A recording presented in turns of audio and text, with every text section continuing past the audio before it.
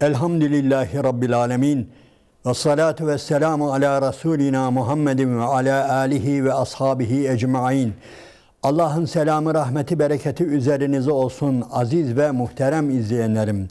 Ve tini ve zeytuni, yani Tin suresi üzerinde sohbet ediyor idik ve ilk birkaç ayeti kerimesi üzerinde bazı şeyler söylemiştik. Allahu Teala'nın 4 şeye yemin ettiğini ve bu ikisi meyve, incir ve zeytin, ama bu incir ve zeytinden maksat incir ve zeytinin hem meyvesi hem ağacı ve hem de incir ve zeytin ağacının bulunduğu, yetiştiği bölgeler. Yani Hazreti İbrahim'e, Hazreti Nuh'a ve Hazreti İsa Aleyhisselam'a, Hazreti Musa Aleyhisselam'a vahyedilen mekanlara yemin ettiğini Allahu Teala'nın ve bu şekilde bir geçiş, yani insanoğlunun zihninde böyle merhale merhale, yani bir meyveden başlayıp ta Hazreti İbrahim'e, vahye ve zatına götürdüğünü görüyoruz ki bu gerçekten insanoğlu için dikkat edilmesi gereken bir nokta. Evet, bunlara yemin etmişti ve yemininin ardından da bir konuyu dile getirmişti ki لَقَدْ خَلَقْنَا الْاِنْسَانَ ف۪ي اَحْسَنِ takvim. Andolsun ki, yemin olsun ki biz insanı en mükemmel bir kıvamda, en mükemmel bir biçimde yarattık. Yani hem dış görünümü hem içi, her yönüyle, yani zirve. Allahu Teala'nın yaratışta zirve noktasıdır insanoğlu. Ve ilginçtir. Sümme radedenahu esfele safilin, ve sonra onu çukurların en çukuru, esfele safilin, ki bu tabir zaten dikkat ederseniz dilimizde de kullanılıyor. Sadece bu sureden dolayı dilimize geçmiştir ve insanlarımızın çoğu bu kelimeyi kullanır, esfele safilin diye. Yani düşüklüklerin en düşüğü, alçaklıkların en alçaklığı. Yani çukurların en çukuru, düşülebilecek derecelerin en tabanına da düşmüştür. Yani muhterem izleyenlerim, şu noktaya dikkat edelim. Yaratılmışlar içerisinde insan kadar değişen bir şey yoktur. İnsan kadar ibresi değişken bir şey yoktur. Yani insan gibi yücelebilen bir varlık da yok. Dikkat ediniz, insanoğlu öyle yücelir, öylesine mükemmelleşir ki, yani zirvelerin zirvesine çıkar. Aynı insanoğlu yani öylesine alçalır ki insandan daha alçak seviyeye düşecek bir şey de yoktur ha. Bir varlık da yoktur. İnsandan, yani insanın çıktığı dereceye, âlâ-i illiyine çıkacak bir mahluk da yoktur. İnsanoğlunun düşeceği, çukura düşecek bir varlık da yok. Öylesine değişkendir insanoğlu. Öylesine ibresi değişir. Evet, bunu görmemiz lazım. Allah-u Teala bunu istiyor bizden. Bunu görmemiz lazım. Niye görmemiz lazım? Ayet, Sure-i Celile'nin sonunda gelecek. Allah-u Teala'nın hakimliği, ahkemül hakimin oluşu ve özellikle ahiretteki adaleti, ahiretteki tecelli edecek adaletini anlayabilmemiz için insanoğlunun bunu hak ettiğini, yani yüceler yücesine çıkmayı da hak ettiğini, onun için yemin ediyor ya, onun için Tur'a yemin ediyor, onun için Tine yemin ediyor, onun için Zeytune ve Hazel Beled, buralara yemin ediyor. Niye? Çünkü buralarda kendilerine vahiy verdiği o insanlar, o Hazreti Muhammed Aleyhisselam, Hazreti İbrahim Aleyhisselam, Hazreti Musa Aleyhisselam, Hazreti Nuh Aleyhisselam, zirve. Yani bir insanoğlunun çıkacağı en büyük zirveye çıkmıştır ve Allahu Teala'nın bütün nimetine, ödüllerine, mükafatına hakkıyla layık olmuşlardır. Ama aynı insan, aynı kaşı, gözü, her şeysi, yaratılışı, iç dizaynı, yani benzetmek olmasın, bir otomobil düşünün ki aynı. Aynen öyle olan bir insanda cehennemin dibine, evet, esfele safiliğini de hak eden de yine aynı insandır. Öyle değil mi? Düşünün bir defa. Yani bir insan düşünün ki cami yapıyor, bir insan düşünün ki cami soyuyor. Daha bu fark az bir fark ha. Yani o kadar büyük bir fark değil. Yani düşününüz. Bir insan düşününüz ki yani gerçekten meleklerle yarışıyor. Allah'a ibadet konusunda da birbirleriyle yardımlaşma konusunda da kendisi gibi diğer insanlara yardım etme, onları kucaklama, onları bağrına basma, onların gözyaşlarını silme, onların sıkıntılarını giderme adına meleklerle yarışan da insanoğludur. Aynı yapıdaki insanoğlu ve bir düğmeye basarak yani binlerce insanı katleden vicdansız da kimdir? O da insanoğludur. O da o en mükemmel şekilde yaratılan. Yani لَقَدْ خَلَقْنَا الْاِنْسَانَ ف۪ي ahseni takvim olan insan ne yapıyor? Yani düşülecek en büyük çukur neyse, zillet neyse, ceza neyse oraya doğru gidiyor. Muhterem izleyenlerim, yani hayvanlar arasında bu kadar derece farkı yoktur. Yani özür dilerim, yani bir köpeğin iyisiyle kötüsü arasındaki fark o kadar önemli değildir. Fazla büyük fark yoktur. Bir aslanın, bir kaplanın veya bir başka hayvanın en iyisiyle en kötüsü arasındaki fark öyle fazla bir şey değildir. Mesela özellikle insanla, yani esfele safiliğine yuvarlanan insanla vahşi hayvanları gelin bir kıyaslayalım. Mevdudi rahmetullahi aleyh bunu kıyaslıyor. Yani biz de gözümüzün önüne getirelim. İlla bazı kitaplardan okumamıza gerek yok. Ne yapabilir? Bir kurt ne yapar? Bir kurt karnını doyurur.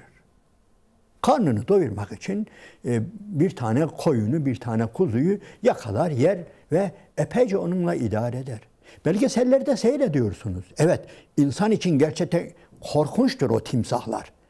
Yani o Afrika'daki nehirlerdeki timsahları seyrediyoruz.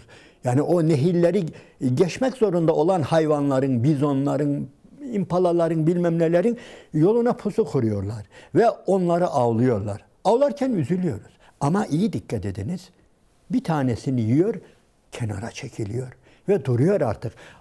Ve anlatılana göre aylarca bir daha bir şey yemiyor o hayvan. Evet, o anda bir tane bizonu, bir tane sığırı veya bir tane impalayı, geyiği yutuyor. Irmaktan geçerken yakalıyor. Evet, insafsızca bize öyle gözüküyor. Ama tamam, başka bir şey yapmıyor.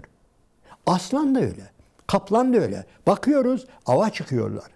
Leopar, ne kadar yani etle beslenen, diğer hayvanları avlayarak beslenen o yırtıcı hayvanlara bakıyoruz. Adına yırtıcı denilen hayvanlara bakıyoruz. Aziz ve muhterem izleyenlerim, iyi dikkat ediniz. Hayvancağız bir tanesini yiyor. Tamam. Ondan sonra oraya yatıyor. Yanından diğer hayvanlar geçiyor. Hiçbir şey yapmıyor. Niye? Artık doymuştur. Karnını doyurmuştur. Adına biz vahşi diyoruz. Allahu Teala öyle yaratmıştır. Ama insana bakın hele. Yani şu insanoğluna bakın hele. Etini de yemiyor, bilmem ne de yapmıyor ama kendisi gibi sayısız insanı insafsızca öldürebiliyor. Bir kıyaslayın. Sayısız insanı vicdansızca, insafsızca, o hayvanların hiçbirinin yapmadığı bir şekilde insanları katlediyor. Zevk alıyor bunlar. Öldürüyor ve türlü işkenceler. Ahlaksızlıklar da böyle. Yani anlatılmaz. Ahlaksızlıkları anlattığımız zaman yani büyükler öyle söylüyor. Yani kalpleri tadlil eder. Yani kötü, ayıp şeyleri, terbiyesiz şeyleri fazla yani böyle deşifre etmek insanın kalbini bozar. Anlatamıyoruz. Ama düşünün hele. Bir Hazreti Meryem'i düşününüz. Yani namusunu öylesine muhafaza eden, erkeklerle dolu bir mabette yani gerçekten hayatı boyunca yani öylesine namusunu muhafaza eden. Yani günümüzde de elhamdülillah kızlarımızı görüyoruz, bacılarımızı, annelerimizi görüyoruz. Elhamdülillah iffet hususunda, namus hususunda öylesine titiz bayanları görüyoruz ve bir de ondan başka Allah korusun yani asla anlatılamayacak. Bırakın yapmayı, anlatmak bile insanı mahvediyor. Böyle terbiyesizlikleri düşününüz. Bütün bunlar insan. O bayanlar insan.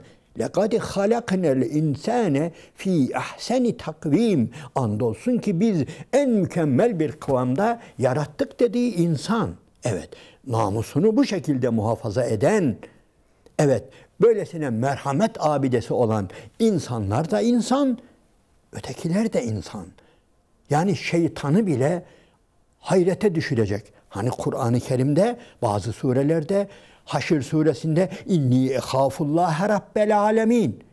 Yani ben senden Allah'a sığınırım. Senin bu yaptığından Allah'a sığınırım dedirtecek kadar yani şeytandan da öteye geçen insanlar. Ya iftira etmiyoruz öyle. Onun için biliyorsunuz minel cinneti ve nas diyor Allahu Teala. Yani şeytanı tarif ederken minel cinneti ve nas insanlardan ve cinlerdendir bu şeytanlar diyor. Yani muhteremler şunu anlatmak istiyorum. Surede bunu anlatmak istiyor bize. Yani Allah'ın adaleti gelecek biraz sonra. Yani siz nasıl oluyor da fema yukezzibuke ba'du bittin diyecek biraz sonra.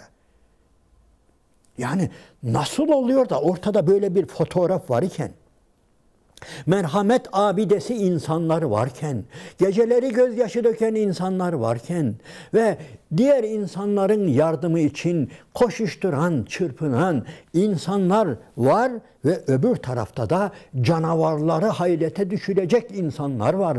Atom bombası kullanan insanlar var. Çocukların karınlarını deşen insanlar var. Anlatılamayacak vahşete bürünmüş insanlar var. Müsaade edin de ortada yani bunların ödülleri olsun.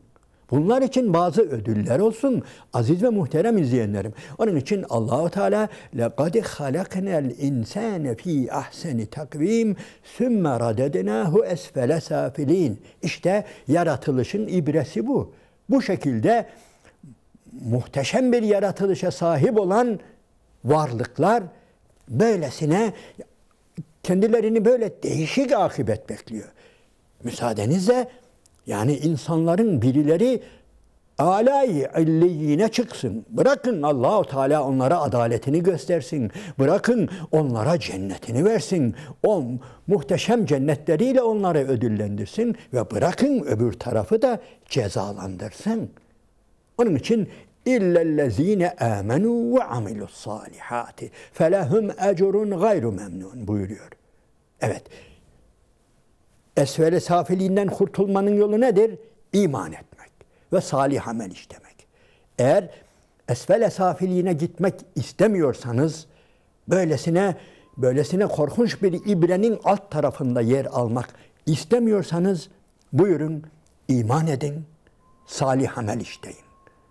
Eğer böyle yaparsanız size gerçekten kesintisiz, bitmeyen, tükenmeyen bir ücret vardır buyuruyor Allah-u Teala. Kesintisiz, bitmeyen, tükenmeyen, anlatılamayacak güzellikte müjdeler vardır. Olması lazım. Çünkü yani insanoğlunun ameli böylesine birbirinden yani 180 derecede demeyelim. Yani derece bir 180 derecenin bile yine şöyle baktığımız ve iki ucunu görebiliyoruz ama insanoğlu öylesine düştükçe düşüyor ve öylesine yükseliyor ki aradaki fark gerçekten cennet ve cehennem kadar diyelim. Gelin cennet ve cehennem ne kadar birbirinden farklıysa İnsanoğlunun davranışları, amelleri, karakteri de öylesine birbirinden farklıdır. Bunu anlamamız lazım. Bunu anlamıyorsak eğer burada insafsızlık ediyoruz. Aziz ve muhterem izleyenlerim, eğer bunu fark edemiyorsak, cennet ve cehennemi fark edemiyorsak, cennete götüren davranışlarla insanı cehenneme götüren davranışların arasındaki farkı göremiyorsak, ya ikisi de insan işte, ya fark var işte, ne yapar, o öyle, o. Hayır, ne demek canım? O cennet için o öyle, o öyle diyebiliyor musunuz? Yani cennet ve cehennemi birbiriyle kıyas ederken hangimiz diyebilir ki yani o da işte Allah'ın bir yarattığı, ikisi de işte falan. Hayır. Yani öylesine korkunç, muhteşem bir fark var aralarında. Müsaadenizle gelin insanoğlunun amelleri arasındaki bu farkı bilelim, görelim ve ona göre davranışlarımızı sergileyelim, fark edelim. O zaman insaflı oluruz, vicdanlı oluruz, adil oluruz. Aksi takdirde aksi takdirde vicdansızız biz, adaletsiz biz, zalimiz biz. Eğer İyiye iyi diyemiyorsak, kötünün kötü olduğunu bilemiyorsak, arasındaki farkı bilemiyorsak, yani düşününüz ben bu örneği daha önce de verdim. Yani düşününüz, 2 tane evladınız var. Sizin birisi ödül üzerine ödül alıyor. Yani gerçekten sadece basit böyle okul ödülleri değil de gerçekten mükemmel ödüller alıyor. Öylesine mükemmel bir evlat. Birisi de yarın idam edilecek. Hakkında hüküm verilmiş, öylesine suçları var ki idam edilecek. Haklı olarak idam edilecek. Yani sen bu evlatlarından bahsederken ya benim 2 çocuk var, biri iyi, biri de biraz yaramaz diyebilir misin? Yani bu mu fark? Aradaki fark bu mudur? Onun için Allah-u Teala bize Kur'an-ı Kerim'in birçok yerinde Bismillahirrahmanirrahim efenec'alül mücrimine kel müslimin. Yani malekum keyfe tahkumun. Yani nasıl hükmedebiliyorsunuz? Yani biz bir mi tutacağız? Mücrimlerle Müslimleri bir mi tutacağız biz?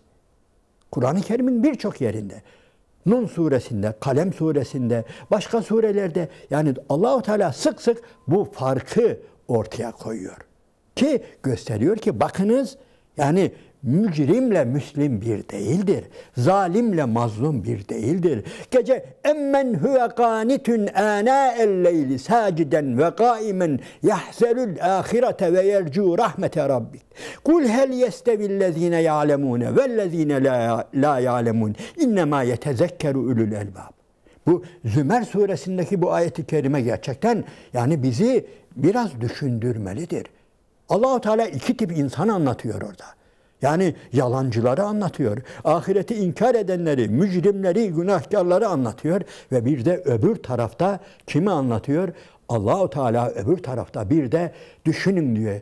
Gecenin o sessiz anında kalkıp Allah diyen, korkan, ürperen, ahireti isteyen, secdeyle, kıyamla, kıraatle geçinen insanları düşününüz diyor. Yani biz diyor bir mi tutacağız bunlarla yalancıları, sahtekarları, inkarcıları? Nasıl düşünüyorsunuz? Yani onun için hatta kul hel yestevillezine ya'lemune vellezine la ya'lemun ayet-i kerimesini de yani maalesef insanımız hep yanlış yerde kullanıyor. Yani biliyorsunuz anlamı söyleyin. Yani hiç bilenlerle bilmeyenler bir olur mu? Ayet-i kerimesinde muhterem izleyenlerim bu noktaya vurgu yapılıyor. Yani bilenler bilir bunu. Bilmekten maksat budur. Alim dediğin zalimle mazlumu ayıran, alim dediğin gerçekten Allah'a teslim olan, yani Hazreti İbrahim'le Nemrud'un arasındaki farkı bilemiyor isek, ki bizim bilebilmemiz için ne güzel Rabbimiz ikisini bir araya getiriyor. Hem Firavun'u anlatıyor, yani o zalim Firavun'u anlatıyor. Yani mazlumlara kan ağlatan, yüz binlerce insanın kanına giren, yani çocukları öldüren, günahsız anaların karnından daha yeni doğmuş hiçbir suçu olmayan İsrailoğullarının erkek çocuklarını mahvu perişan eden defalarca, yani onunla Hazreti Musa'yı aynı anda anlatıyor ki anlayın diye. Evet, bu konuya yine kaldığımız yerden devam etmemiz gerekiyor çünkü yani söylenecek epeyce söz var. Allah'ın selamı, rahmeti, bereketi üzerinize olsun aziz ve muhterem izleyenlerim.